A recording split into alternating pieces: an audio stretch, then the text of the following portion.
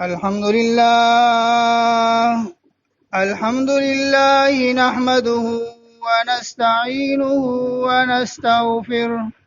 ونستغفره ونؤمن به ونتوكل عليه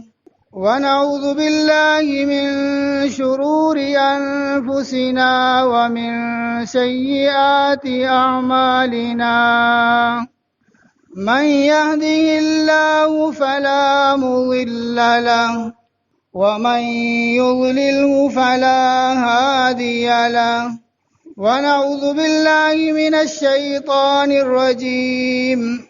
بسم الله الرحمن الرحيم إن الذين آمنوا وعملوا الصالحات إنا لا نضيع أجر من أحسن عملا وقال الله تبارك وتعالى في مقام آخر يثبت الله الذين آمنوا بالقول الثابت في الحياة الدنيا وفي الآخرة صدق الله العظيم وقال النبي صلى الله عليه وسلم الدين النصيحة أو كما قال عليه الصلاة والسلام۔ میرے محترم دوستو، بزرگوں، بہنوں اور بھائیوں، اللہ رب العزت نے قرآن مجید کے اندر ایمان والوں کے ساتھ کچھ وعدے کیے، اور اللہ رب العزت نے ایمان والوں کے ساتھ جو وعدہ کیا اس وعدے کے پورا ہونے میں نہ شک کیا جا سکتا ہے، نہ شبہ کیا جا سکتا ہے۔ اگر کہیں وہ وعدے ہمیں پورا ہوتے ہوئے دکھائی نہ دیں تو ہمیں اپنے ایمان پر، ہمیں اپنے یقین پر نظر ڈالنی چاہیے کہ کہیں ایسا تو نہیں کہ ہمارے ایمان میں کوئی کمزوری ہے، ہمارے یقین میں کوئی فرق ہے، ورنہ ایسا کیسے ہو سکتا ہے کہ اللہ رب العزت نے وعدہ کیا ہو اور وہ وعدہ پورا نہ ہوا۔ اللہ نے انبیاء کے ساتھ جو وعدے کیے وہ بھی پورے ہوئے، اور صحابہ کرام رضوان اللہ تعالی علیہم اجمعین کے ساتھ جو وعدے کیے وہ بھی پورے ہوئے۔ تو اللہ رب العزت نے ایمان والوں کے ساتھ ایک وعدہ کیا کہ اللہ رب العزت ایمان والوں کے اچھے اعمال کو ضائع نہیں کریں گے، ان کی نیکیوں کو محفوظ رکھیں گے، ان کی اچھائیوں کو آخرت کے لیے ذخیرہ کریں گے۔ اس وعدے کو اللہ رب العزت نے اس آیت کے اندر بیان کیا، فرمایا ان الذین آمنوا وعملوا الصالحات، بے شک وہ لوگ جو ایمان لائے اور اچھے اعمال کیے، انا لا نضيع اجر من احسن عملا، جس نے اچھائیاں کی، نیکیاں کی، ہم ان کی نیکیوں کو باقی رکھیں گے، انہیں ضائع نہیں کریں گے۔ ایک مومن نے ایمان کے ساتھ، یقین کے ساتھ نمازیں پڑھی، ان نمازوں کو بھی باقی رکھیں گے، اس کے روزوں کو بھی محفوظ کریں گے، اس کے زکوٰۃ کو بھی محفوظ کریں گے، اس نے حج اور عمرے کیے اسے بھی محفوظ کریں گے، اور اس نے صدقہ اور خیرات کیے اس کے اس صدقہ اور خیرات کو بھی محفوظ کریں گے، ضائع نہیں کریں گے۔ باوجود اس کے کہ مومن سے کمزوری بھی واقع ہوتی ہے، نیکیاں کرتے ہوئے گناہوں سے بھی گزر جاتا ہے، نماز پڑھتے ہوئے کمی اور کوتاہی بھی کر جاتا ہے، روزہ رکھتے ہوئے غلطی بھی کر جاتا ہے، لیکن اللہ رب العزت اس کے باوجود اس کے اعمال کو، اس کی نیکیوں کو ضائع نہیں کریں گے۔ اور قیامت کے دن اللہ رب العزت ترازو، میزان صرف ایمان والوں کے لیے قائم کریں گے، ان کی نیکیاں ایک پلڑے میں اور ان کی برائیاں دوسرے پلڑے میں، اور کفار کے بارے میں فرمایا فَلَا نُقِيمُ لَهُمْ يَوْمَ الْقِيَامَةِ وَزْنًا، کہ کفار کے لیے تو ترازو قائم ہی نہیں ہوگی، میزان قائم ہی نہیں ہوگا، اس لیے کہ ان کی نیکیاں کفر کی وجہ سے ضائع ہو گئیں، ان کی اچھائیاں کفر کی وجہ سے، بے ایمانی کی وجہ سے وہ آخرت کے اعتبار سے ضائع ہو گئیں۔ ایک کافر جب رفاہی کوئی کام کرتا ہے، کسی کے ساتھ بھلائی کرتا ہے، اچھائی کرتا ہے، تو اللہ رب العزت اس کے اس اچھائی کو آخرت کے لیے ذخیرہ نہیں کرتے، اس کو دنیا کے اندر ہی اس کا بدل دے دیتے ہیں، آخرت میں اس کا کوئی حصہ نہیں ہوتا۔ کفر کی نحوست کی وجہ سے، کہ کفر کی برائی ایسی برائی ہے کہ اس کی وجہ سے اس کی نیکیاں بھی بیکار ہیں۔ کفار کی اچھائیوں کے بارے میں، ان کے اعمال کے بارے میں اللہ رب العزت نے قرآن مجید کے اندر فرمایا والذین کفروا اعمالهم کسراب بقیع، کہ وہ لوگ جنہوں نے کفر کیا، انکار کیا اللہ رب العزت کی آیتوں کو، فرمایا کہ ان کے اعمال ایسے ہیں جیسے چٹیل میدان کے اندر سراب ہوتا ہے۔ سخت گرمی کے اندر آپ کہیں کسی ریگستانی علاقے میں جائیں، دوپہر کی کڑکتی دھوپ ہو، آپ چٹیل میدان کے اندر کھڑے ہوں، آپ کو دور سے پانی نظر آئے گا، وہ پانی نہیں ہوگا، وہ آنکھوں کا دھوکہ ہوگا، سراب ہوگا۔ فرمایا یحسبہ الظمآن ماء، پیاسا اسے پانی خیال کرتا ہے، پیاسا اسے پانی خیال کرتا ہے، حتی اذا جاءہ لم یجدہ شیئا، یہاں تک کہ وہ اس کے قریب آتا ہے تو وہاں کچھ نہیں پاتا، پانی نہیں ہوتا۔ تو کفار کے اعمال اللہ رب العزت محفوظ نہیں کریں گے۔ دنیا کی زندگی میں وہ بعض دفعہ نیکی کرتے ہوئے دھوکے میں ضرور ہوگا کہ جی میں تو یہ رفاہی کام کر رہا ہوں، مجھے کسی مسجد اور مدرسے میں پیسہ دینے کی کیا ضرورت ہے، میں تو مخلوق کی بھلائی کر رہا ہوں،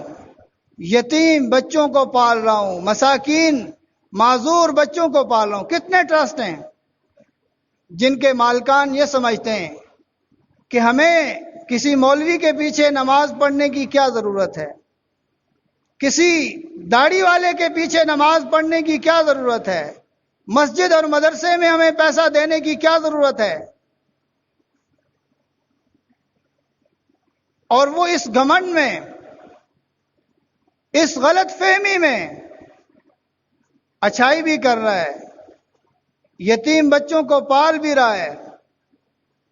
مساکین کا خیال بھی رکھ رہا ہے، لیکن ذہنی طور پہ وہ ملحد ہو چکا ہوتا ہے۔ آیات قرآنی اس کی نظر میں مولویوں کی گھڑی ہوئی باتیں ہیں، وہ صریح احکامات جس کا انکار کفر ہے، اس کے سامنے مولویوں کی گھڑی ہوئی باتیں جو انہوں نے گویا اپنے پیٹ پالنے کے لیے گھڑ کے رکھی ہیں۔ تو فرمایا ایسے لوگوں کی نیکیاں یہ ان کے لیے دھوکہ ہے، آخرت میں ان کے لیے ذخیرہ نہیں کی جائیں گی، ان کے اعمال، ان کی اچھائیاں انہیں آخرت میں فائدہ نہیں دیں گی۔ ایمان والوں کے ساتھ اللہ رب العزت کا ایک وعدہ یہ بھی ہے کہ شیطان مومن پر تسلط حاصل نہیں کر سکتا، شیطان مومن پر اپنا داؤ نہیں چلا سکتا، مومن کو ایمان سے نہیں ہٹا سکتا۔ اللہ رب العزت نے اس وعدے کو قرآن مجید کی اس آیت کے اندر بیان کیا، فرمایا اِنَّهُ لَيْسَ لَهُ سُلْطَانٌ عَلَى الَّذِينَ آمَنُوا وَعَلَى رَبِّهِمْ يَتَوَكَّلُونَ، کہ شیطان کو ایمان والوں پر تسلط حاصل نہیں ہوگا، وہ ایمان والے جو اپنے رب پر بھروسہ کرتے ہیں، وہ ایمان والے جو اپنے پروردگار پر توکل کرتے ہیں، شیطان ان پر تسلط حاصل نہیں کر سکے گا۔ شیطان اس کے اوپر ایسا تسلط کرے کہ وہ ایمان سے ہٹ جائے، شیطان اس پر ایسا تسلط کرے کہ وہ ایمان سے ہاتھ دھو بیٹھے، وہ کفر اختیار کرے۔ اگر اس نے ایک دفعہ کامل یقین کے ساتھ کلمہ پڑھا تو شیطان اسے کبھی ایمان سے پیچھے نہیں ہٹا سکتا، شیطان کبھی اسے کفر کی طرف نہیں دھکیل سکتا، کہ اللہ رب العزت نے قرآن مجید کے اندر یہ وعدہ کیا ہے۔ اگر کوئی مسلمان کافر ہو جائے، مرتد ہو جائے، تو اس کا مطلب یہ ہے کہ وہ ایمان اور یقین کے ساتھ کلمہ اس کے سینے میں اترا ہی نہیں، توحید اس کے سینے میں اترا ہی نہیں، کلمہ پڑھ لیا ماحول کو دیکھتے ہوئے، مسلمانوں کی اکثریتی آبادی کو دیکھتے ہوئے مسلمان ہو گیا، لیکن اللہ رب العزت کا یقین اس کے دل میں نہیں بیٹھا، اللہ رب العزت کا جو توحید ہے وہ اس کے سینے میں نہیں اترا، جس کی وجہ سے یہ اپنے ایمان سے دور ہو گیا۔ لیکن وہ شخص جس نے ایک دفعہ کامل یقین کے ساتھ کلمہ پڑھا، اس کے اوپر مصائب کے پہاڑ بھی آئیں، مصائب کے پہاڑ ٹوٹیں، اذیتوں سے گزرے، جیسے صحابہ کرام رضوان اللہ تعالی علیہم اجمعین گزرتے، یا پھر اس دور میں اہل حق گزرتے ہیں، وہ اپنے ایمان سے پیچھے نہیں ہٹتے، بلکہ ہر حال میں اپنے ایمان کو محفوظ رکھتے ہیں اللہ کی مدد اور نصرت کی وجہ سے۔ حضرت ابو ہریرہ رضی اللہ تعالیٰ عنہ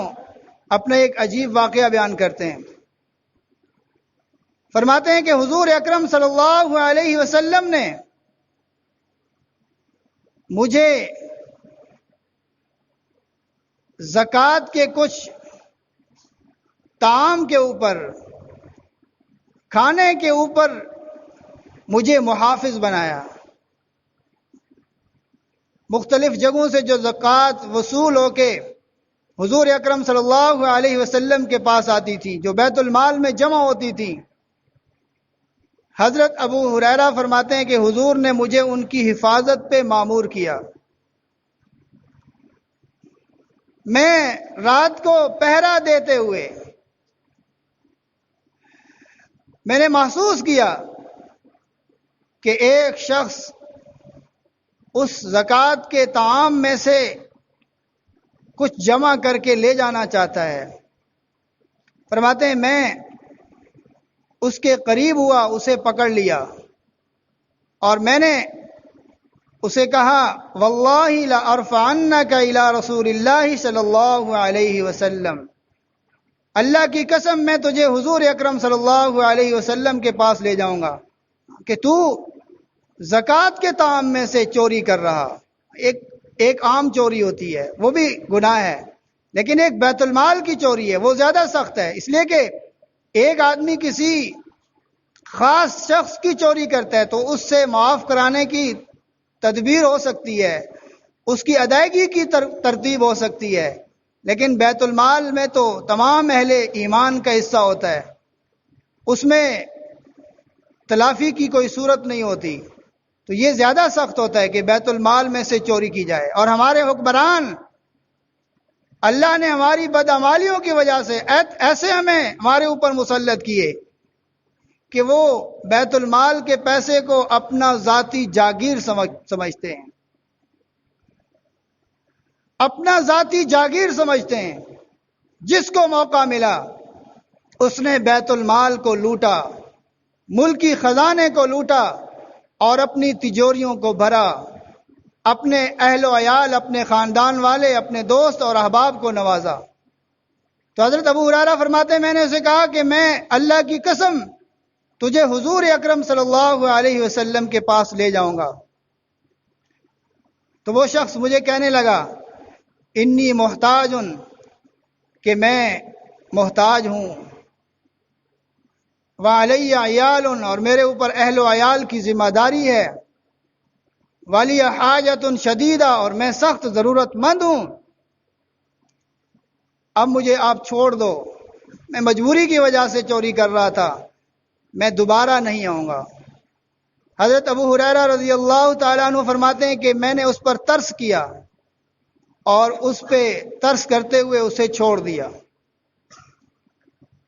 اب حضرت ابو ہریرہ حضور اکرم صلی اللہ علیہ وسلم کے پاس آئے۔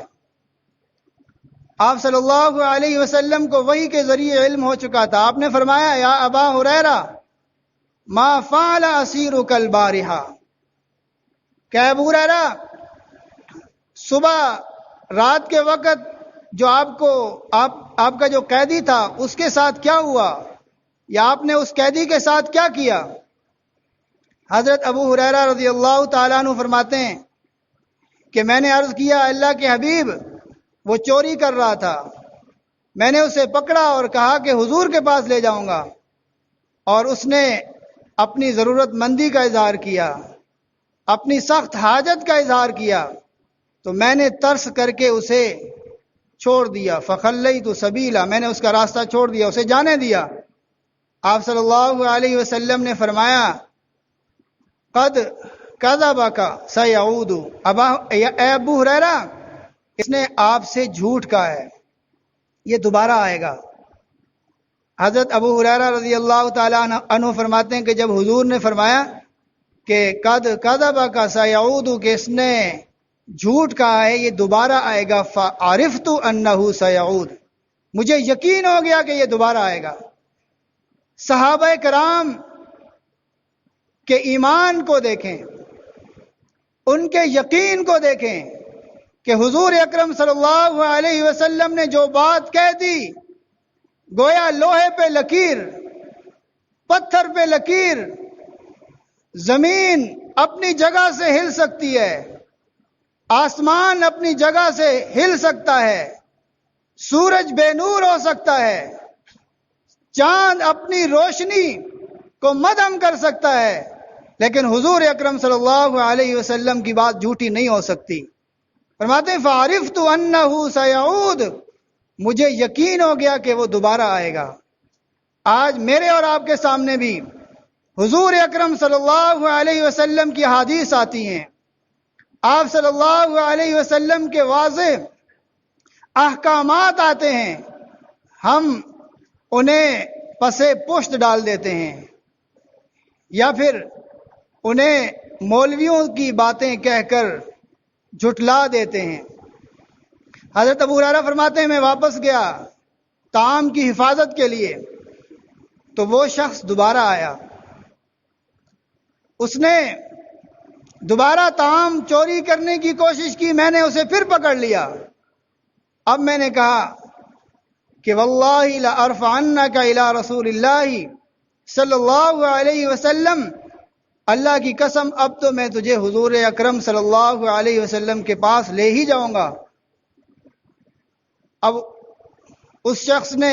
دوبارہ وہی ہیل حجت شروع کر دی۔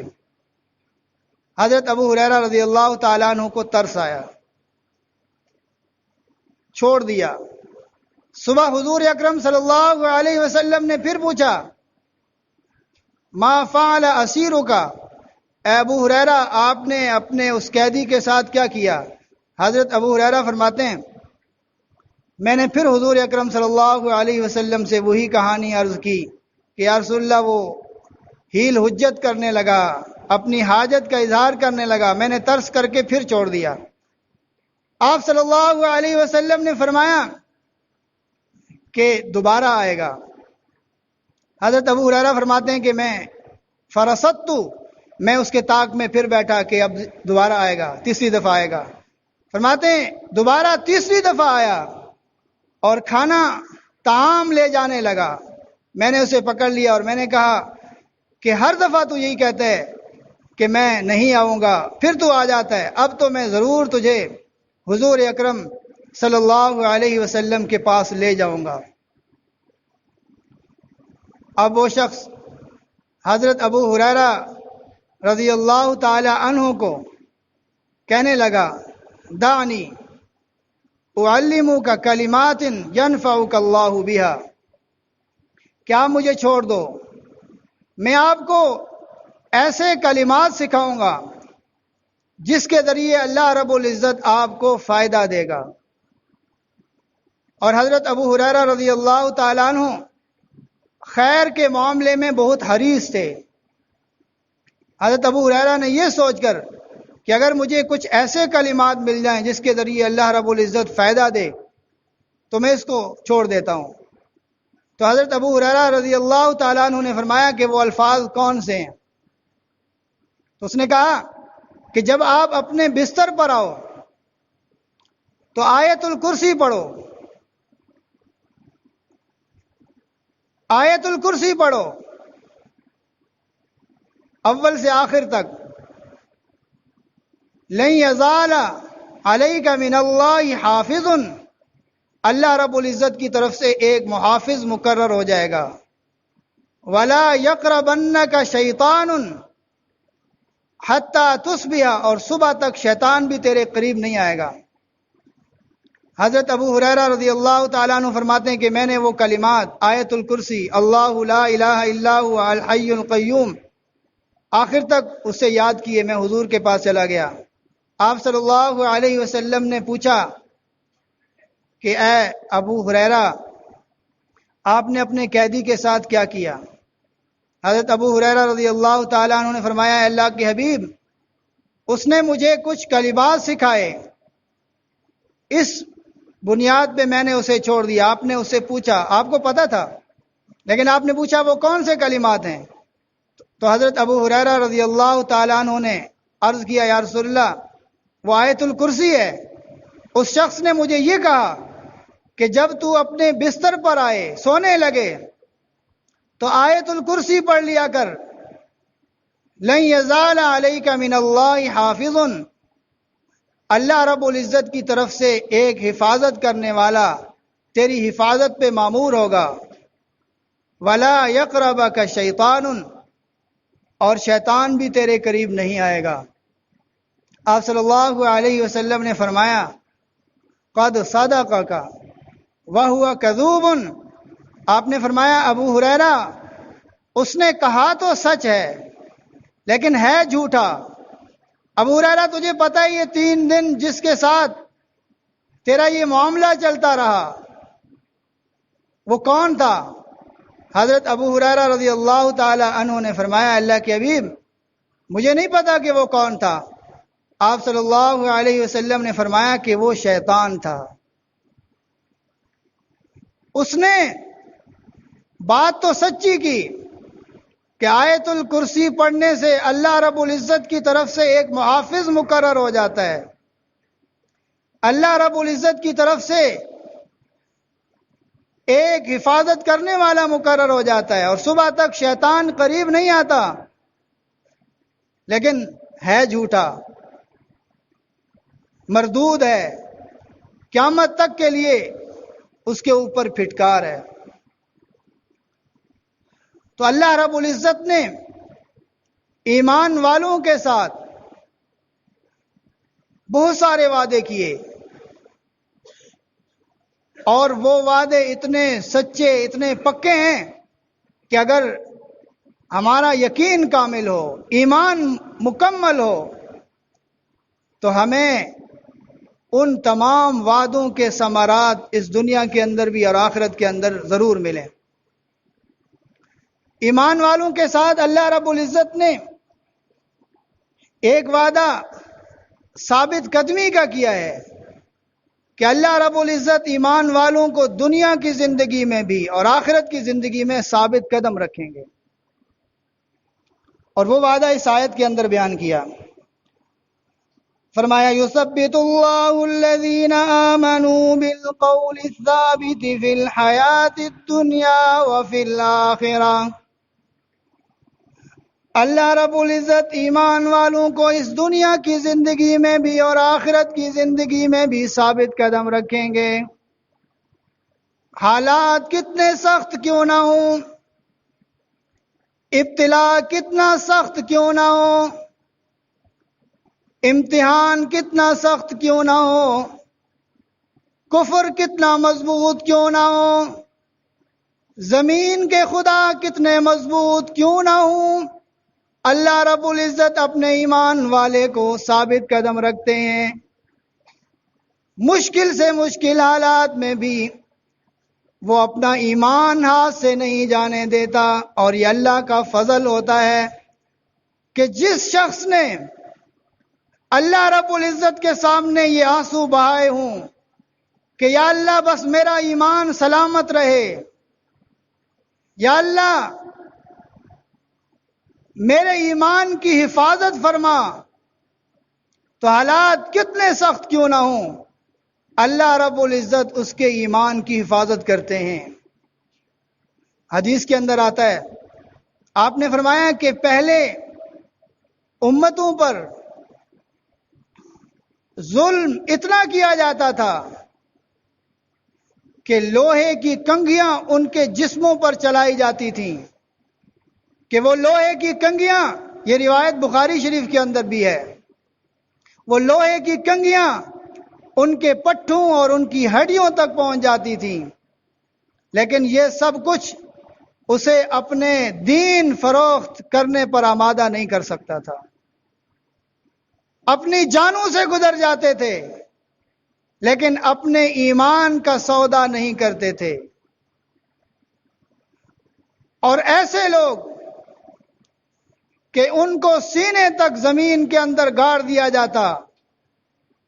اور ان کے سروں کے اوپر آرے چلائے جاتے، اور آرا چلا کر اس کے جسم کے 2 ٹکڑے کر دیے جاتے، پھر بھی وہ اپنے ایمان کو نہیں چھوڑتے تھے، اپنے دین کو نہیں چھوڑتے تھے۔ آج ہماری کیا کیفیت ہے؟ ہم تو تھوڑے سے خوف کی وجہ سے بھی اپنے ایمان کا سودا کر لیتے ہیں، تھوڑے سے پیسوں کی خاطر، لالچ کی خاطر اپنے ایمان کا سودا کر لیتے ہیں کہ بس دنیا میں ذرا سکون سے رہ لیں، مرنے کے بعد دیکھا جائے گا، دنیا کے اندر آرام اور راحت سے رہیں، بعد میں دیکھا جائے گا، اور تھوڑے سے پیسوں کی خاطر اپنے ایمان کا سودا کر لیتے ہیں۔ پیسے کے لیے ہم اپنے ایمان کا سودا کیوں کرتے ہیں؟ اس لیے کہ ہر طرف پیسے کا دور ہے، جس کے پاس گاڑی ہے، کوٹھی ہے، بنگلہ ہے، بس دنیا کے اندر باعزت اسے سمجھا جاتا ہے، چاہے وہ کتنا بڑا قاتل ہو، چاہے کتنا بڑا زانی ہو، چاہے کتنا بڑا شرابی ہو، چاہے کتنا بڑا ظالم ہو، اسے معزز سمجھا جاتا ہے۔ ایک ایمان والا جس کے جسم پر پھٹے پرانے کپڑے ہوں، اس کو حقارت کی نظر سے دیکھا جاتا ہے، اسے ذلیل سمجھا جاتا ہے، اور اس معاشرے میں تو خاص کر داڑھی والا حقیر اور کم تر سمجھا جاتا ہے، جبکہ اللہ کے ہاں سب سے زیادہ مرتبہ ہے تو ان داڑھی پگڑی والوں کا ہے کہ انہوں نے اس پرفتن دور میں بھی حضور اکرم صلی اللہ علیہ وسلم کی سنت کو زندہ رکھا۔ لوگوں نے کچھ بھی تانے دیے، لوگوں نے کتنا برا بھلا کیوں نہ کہا، لیکن حضور اکرم صلی اللہ علیہ وسلم کی سنت کو نہیں چھوڑا۔ ایک مختصر حدیث، حضور اکرم صلی اللہ علیہ وسلم نے